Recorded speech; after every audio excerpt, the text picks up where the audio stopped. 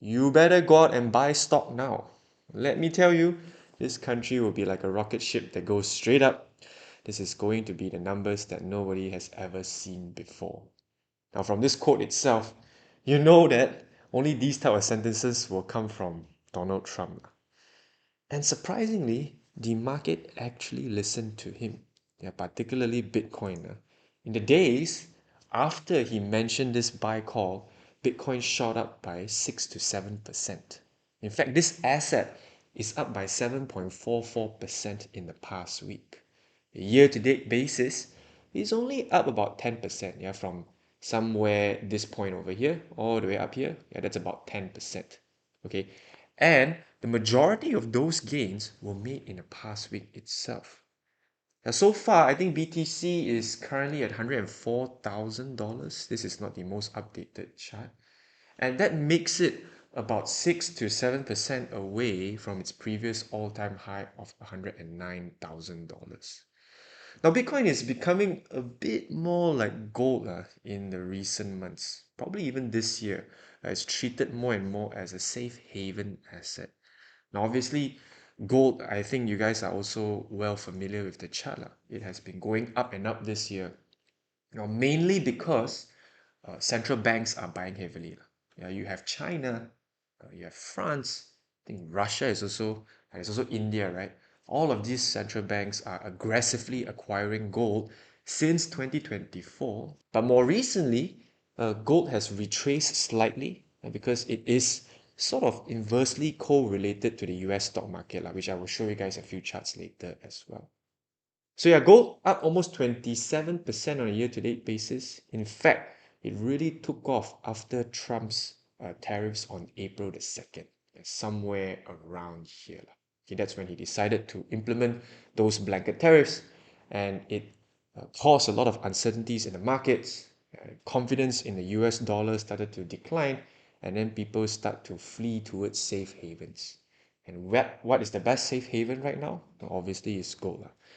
And surprisingly, Bitcoin is starting to feel more like this asset, which is probably one of the reasons why we are seeing it go up also. But this week itself, well, the clear reason is definitely because of Trump asking citizens to go out and buy stocks now.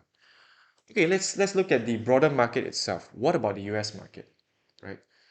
Now, the US market hasn't really reacted to Trump's buy call, but there is a bit of uptick. Okay, so this red candlestick over here, that is the point where he said that go buy stock now. And then from trough to peak, right, the S&P actually increased by 1 to 2%. Very mediocre, but all of the losses incurred by Trump's Liberation Day tariffs on April the 2nd has already been negated.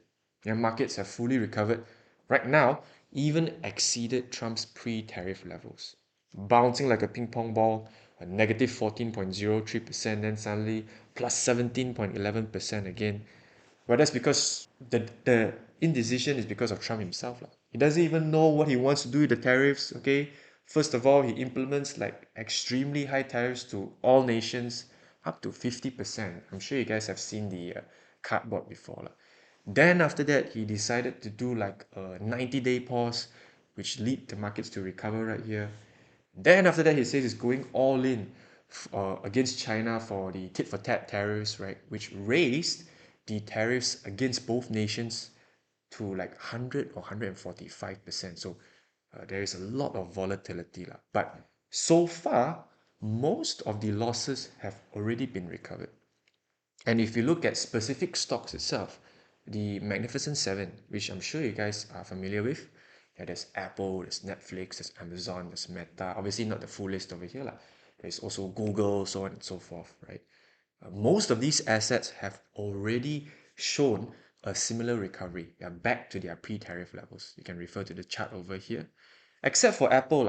Okay, so Apple is still a bit lackluster, but we do expect it to continue to go in an uptrend if the broader market goes with an uptrend in the next coming days or perhaps weeks.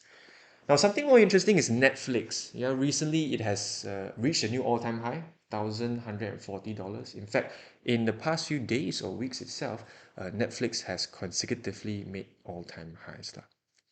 Then we look at the Malaysian market. So normally, right, the Malaysian market moves like the US market itself is sort of correlated. Okay, you can see that Trump's Liberation Day tariffs on April the 2nd, a lot of uncertainties globally, not too sure what will happen to global trade, probably will lead to a recession in the US, then a decline growth for Malaysia as well, right? So the negative impact was felt right here.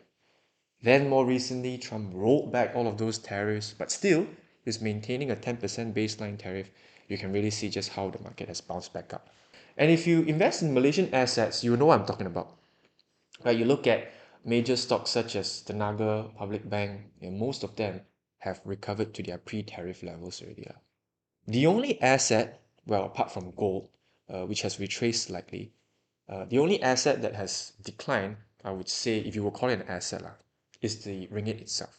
Obviously, the ringgit is a currency, right? So USD MYR was on a roll previously. It went all the way from 4.5 down to 4.20. Malaysians were extremely happy, crediting most of it to Anwar and the current administration. But sorry to clip your wings, Anwar fans. It's not because of our political strength. It's because of the decline in the dollar itself. If you look at the dollar index, which tracks a basket of six different currencies, including the yen, euro, pound, etc., etc., right? It shows a steep decline when Trump implemented the tariffs on April 2nd, which means there was quite a bit of loss of confidence in the US dollar, which led to the ringgit strength. And more recently, because he said this, right, he's saying that you go and buy now, it's going to be like a rocket ship, right? And citizens believe him. Okay, and some of the institutions may have capitalized on this opportunity as well. And this makes sense, right? In order to buy US stocks, you would first have to acquire the US dollar first. So naturally, if US stocks keep going up, you sort of expect the dollar to strengthen in a way as well. Okay, so that's why you see the dollar index strengthening and the USD MYR going back up as well. Okay, so Bitcoin, I talked about it just now, as well as gold. Now, to the most important point, right, is the worst over? A lot of people are asking me this question recently. Yeah, honestly, I don't think so.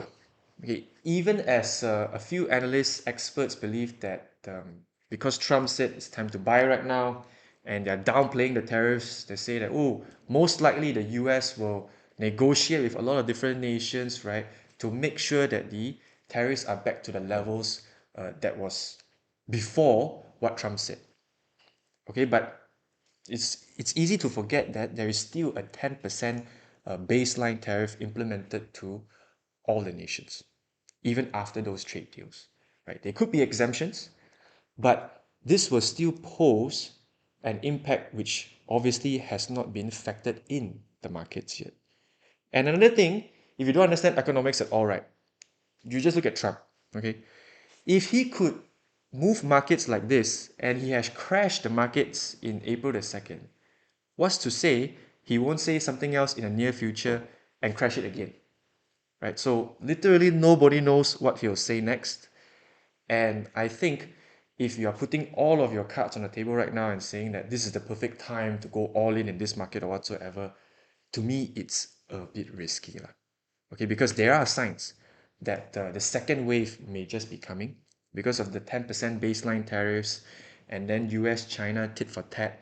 They are looking to negotiate, but not so sure whether Trump wants to negotiate with China or not. He says that he wants to, but things can quickly change, right?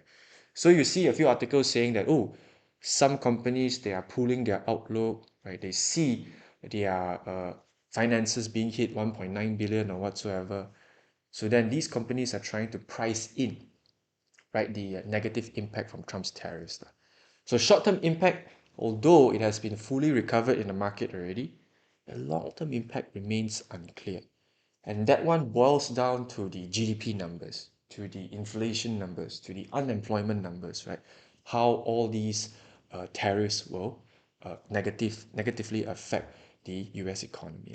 Okay, so don't take it from me, take it from an economist who has over 30 years of experience and likes to drink root beer float. Yeah, I met with him. Okay, in case you do not know him, his name is Mr. Sunny.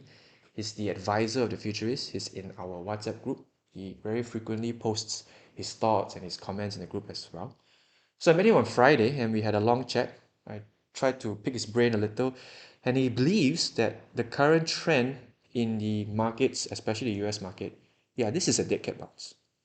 So dead cat bounce basically means that it is temporary, the upside is temporary. We haven't really seen the full impact of Trump's tariffs yet. So potential for further downside, the broader effects on the global economy remain uncertain. Now, Mr. Sani is also one of those economists that believe that the US power will gradually decline. Okay, sure, we are still seeing Meta, Netflix, Google, the top 10 global companies, they are still the largest, all of it almost belongs to the US. That's correct. But he believes that there will be a transition, right, in the near future. Okay, so something for you guys to think about. Yeah, hopefully it won't make you guys lose sleep at night.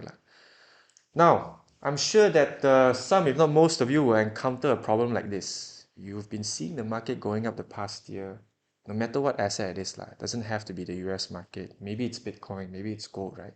You tell yourself that, oh, gold was at $2,800 an ounce, all-time high. I'll buy when it drops. I'll buy when it drops, I'll buy when it drops, I'll buy when it drops. Suddenly, the market goes up by 30%.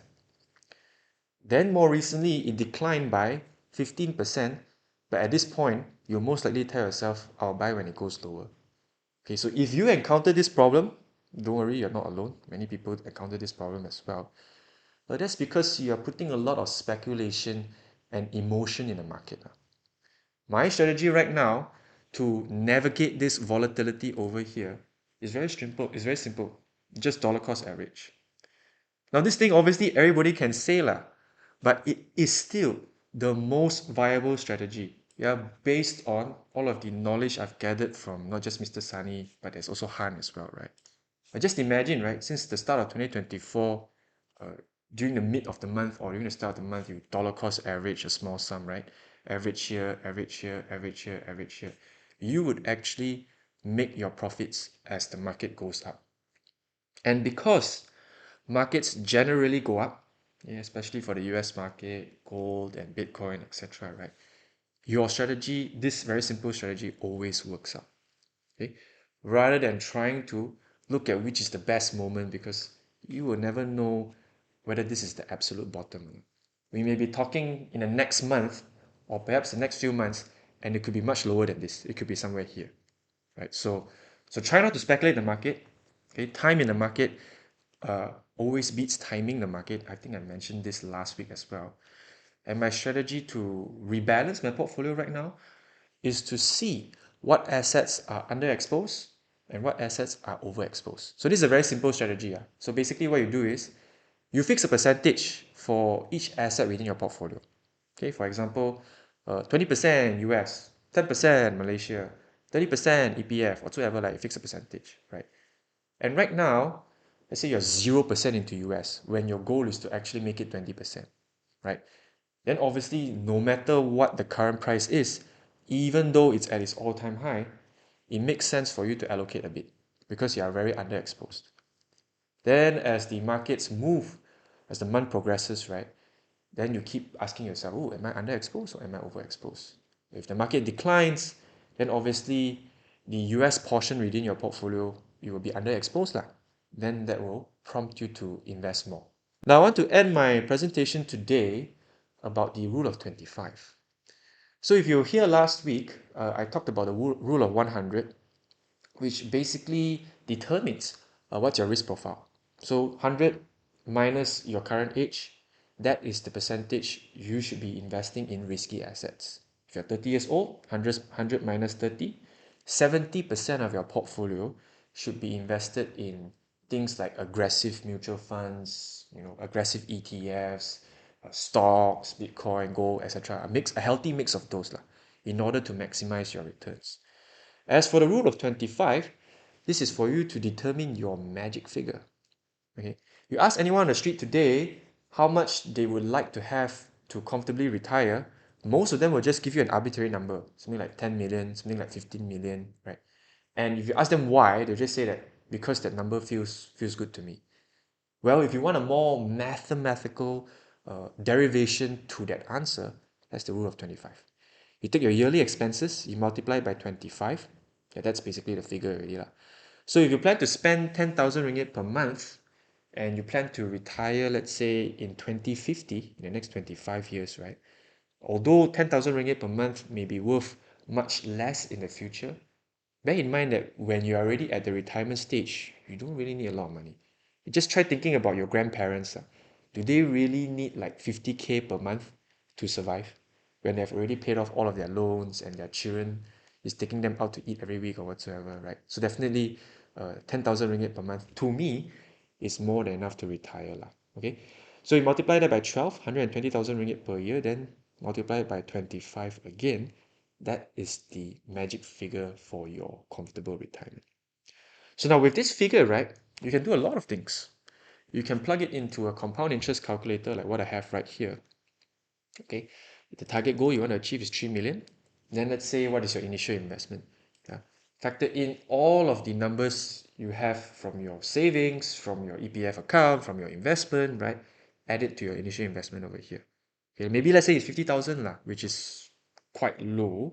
Okay, but let's just assume this. And how many years to grow? Let's say it's 25 years. The estimated interest rate, I'm going to put it at 10. Why? Because people at my age, let's say 28 to 30, we should aim for returns at this range, yeah, 9 to 11% per year. Then the final figure comes in. This is how much you need to contribute every month, including your EPF contributions. Okay, so let's say your EPF contributions, if your salary is at 5 or 6K, you contribute 23, 24%. So that already takes up like 1.1 to 1.4K, which means you only need to like invest 600 to maximum 1,000 ringgit every month, and you're already on track to reach your 3 million ringgit retirement goal.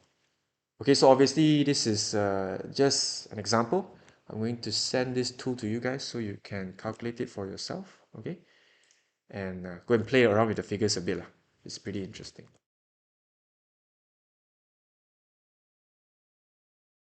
What is the most effective and organized way to keep a clear record of all dollar cost averaging transactions across investments in one's portfolio to check on profits and loss?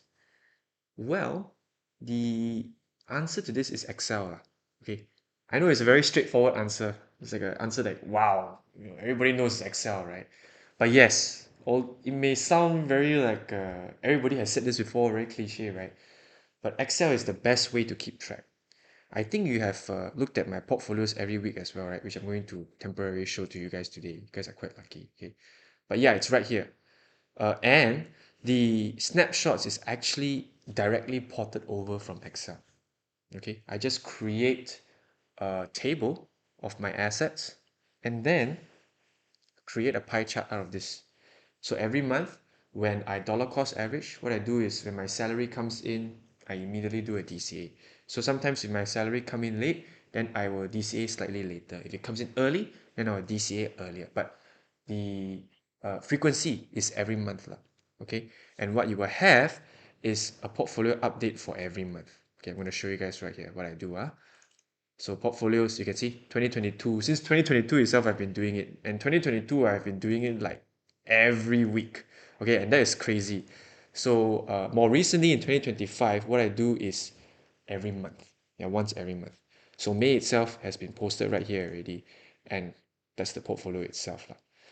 So there is no fixed template. I do have a template which I give to my members, but as the months progress, very likely that you will adjust those template to your own needs one. Okay, so it's much better for you to go over to your own Excel, right? And then create just a very simple pie chart, then just update it, save it as a new file every week. That way, you can check on profits however you want. You can compare profits month to month, which is basically just opening two Excel documents, right, from this month and the previous month. Or the other way is to compare profits from year to year, right? Basically take the Excel sheet from the past year at the same month, right? So it's a very precise way to keep track of whatever transactions you've made.